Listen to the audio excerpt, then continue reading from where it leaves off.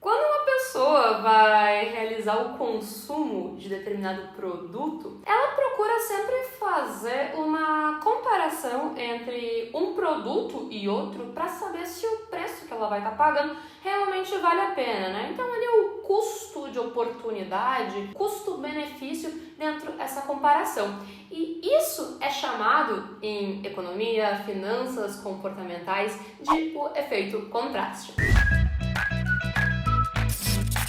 Olá a todos, eu sou a Gabi e seja bem-vindo ao meu canal. Aqui eu falo muita coisa sobre economia, finanças, comportamento, psicologia e se você é novo por aqui já se inscreve no canal, ativa o sininho das notificações e, gente, me ajuda, divulga esse vídeo. E se você não entendeu tão bem o que é o efeito contraste, gente, ele está presente no nosso dia a dia, nas nossas finanças pessoais, porque a todo o momento a gente procura entender, compreender se o custo-benefício de algo é válido ou não antes de tentar consumir ele ou adquirir esse bem. E sim, o efeito contraste ele é um desses famosos vieses cognitivos que são trabalhados em finanças, economia comportamental e eu quero saber se você se interessa pelo assunto, deixa aqui nos comentários e também me diz se você conhece algum outro viés cognitivo e se quiser também pode aí contar o caso que você se deparou caindo em algum desses vieses. O efeito contraste ele é a nossa tendência natural de julgar outras pessoas, outros objetos, baseado na comparação com algum semelhante. Então, para você entender, ele é tipo um processo seletivo mesmo, onde a gente teria aí o entrevistador, julga se o candidato que ele está tentando aí qualificar é bom para aquela vaga ou não em comparação com os outros candidatos. Gente, todas as comparações humanas, de certo modo, elas acontecem por causa do efeito contraste. Afinal, ele é o que permite a gente definir se, assim, sem julgamento de valor, mas se uma pessoa é gorda, é magra, se ela é baixa, se ela é alta, se ela é bonita ou feia, é antipática, simpática, isso pelos nossos padrões em relação à comparação com os outros. Porque definir se uma pessoa é forte, vamos supor, fisicamente, sem ter um comparativo, como que a gente vai fazer isso? A gente não tem aí uma tabela universal exposta pra gente ter essa definição. A gente vai baseando nos conhecimentos que a gente vai adquirindo ao longo da nossa vida.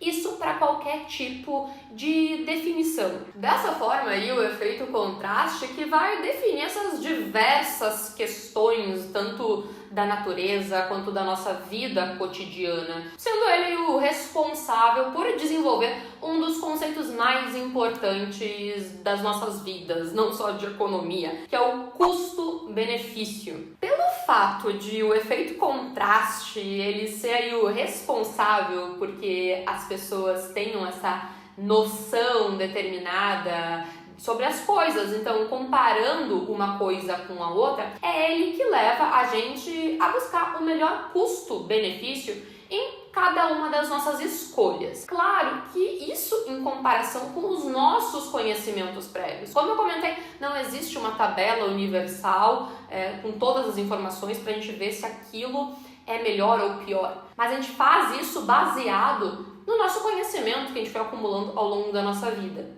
E isso sim está muito relacionado com finanças comportamentais. Porque deixa eu dar um exemplo aqui. Que você quer comer um prato de comida ok, você vai pagar R$15 por ele, mas você pode comer um prato de comida bom por R$20. Nesse caso, você vai avaliar o custo-benefício na sua vida. Se você acha que R$5 a mais valem o prato um pouco melhor. Para algumas pessoas, sim, para outras não, porque é relativo também a questão dos R$5. Talvez para mim R$5 seja muita coisa, talvez para você não seja muito, não vai fazer muita diferença, então você prefere realmente pagar os R$20. É muito caso a caso. E nesse fato, a gente sempre vai tentar levar essa consideração o custo-benefício. É claro que nem só de comida a gente faz os nossos exemplos, né? Porque, claro, eu sou meio sugestiva porque eu gosto de uma boa comida, mas vamos pensar aí numa camiseta.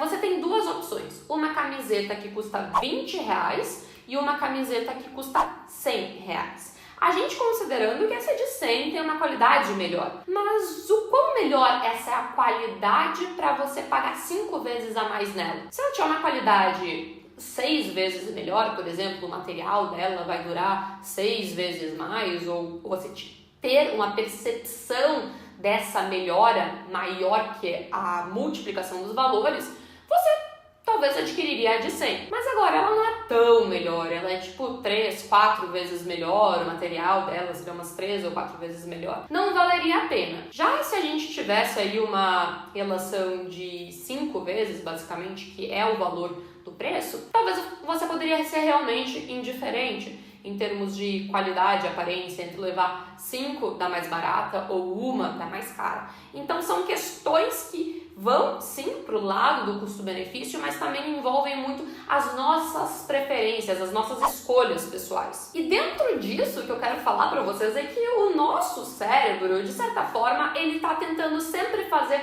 esse tipo de comparação a realizar uma compra, seja ela qual for. Seja não somente uma compra, mas a qualquer decisão que a gente precisa fazer.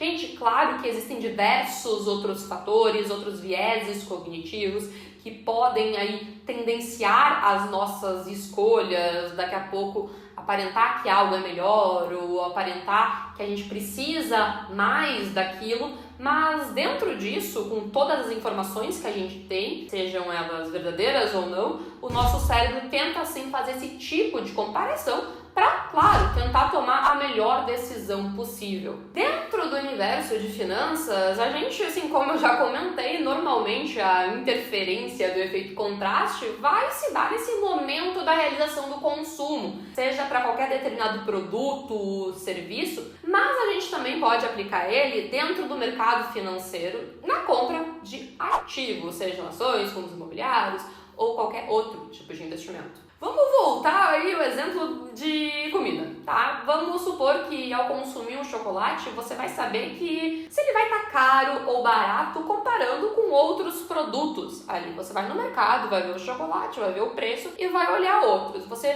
instintivamente sabe mais ou menos o padrão de qualidade de cada chocolate, o que você gosta mais, e você faz essa comparação para ver se o que você gosta mais está um preço ok ou você vai comprar um pouquinho mais barato. Então, caso ele esteja mais caro, você vai se perguntar se vale a pena pagar esse um pouquinho a mais por esse chocolate um pouquinho melhor, esse sabor um pouquinho melhor, ou se não vai valer a pena. Gente, no mercado financeiro, a comparação de um ativo, ela é dada geralmente com algumas mesmas comparações, mas principalmente comparando a rentabilidade dele. E claro, algumas outras comparações, mas elas vêm à tona geralmente para quem tem mais conhecimento, como risco, fundamentos.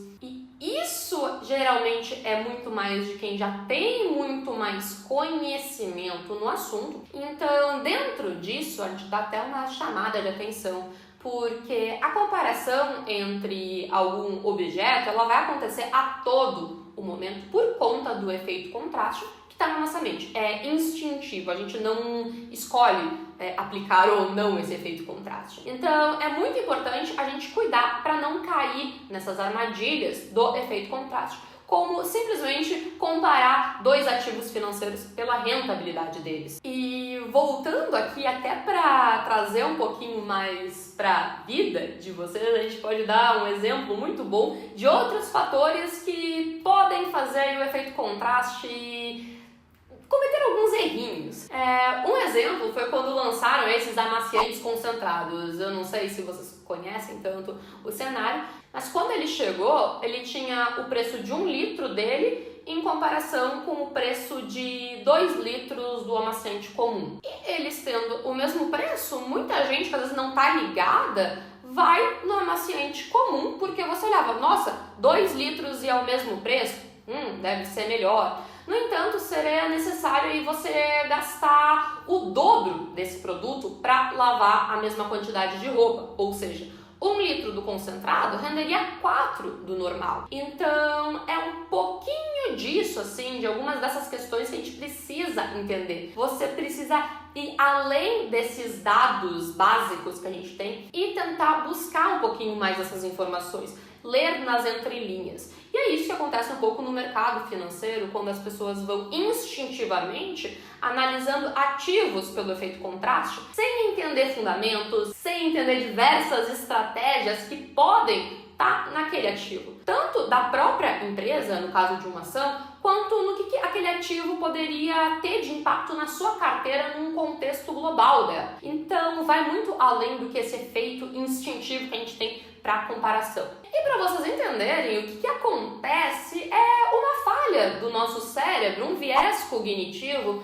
que somente pode ser corrigido quando a gente busca mais opiniões, a gente busca mais informações, a gente não vai tomar uma decisão de forma rápida e instintiva. É muito do que os vieses comportamentais, vieses cognitivos, economia comportamental tenta trazer, porque a gente tem uma tendência natural de tomar decisões de forma rápida. Isso aí pode ter vários benefícios, até pela nossa evolução, a gente precisa tomar decisões rápidas. Mas o mundo mudou muito, né, gente? Então a gente precisa buscar mais informações para a gente conseguir ter um processo decisório mais correto e assertivo também. E eu quero saber de vocês, vocês gostam desse assunto sobre processo de tomada de decisões, economia comportamental, finanças comportamentais? Deixa aqui nos comentários o que você acha, sugestões de próximos temas, porque eu amo o assunto, então é um grande prazer poder fazer mais e mais sobre isso. Gente, eu vou ficando por aqui, um grande beijo, eu vou deixar aqui na tela alguns outros vídeos para você clicar, continuar assistindo o meu canal e aprender muito mais sobre economia, finanças, comportamentos, e um grande beijo e até a próxima!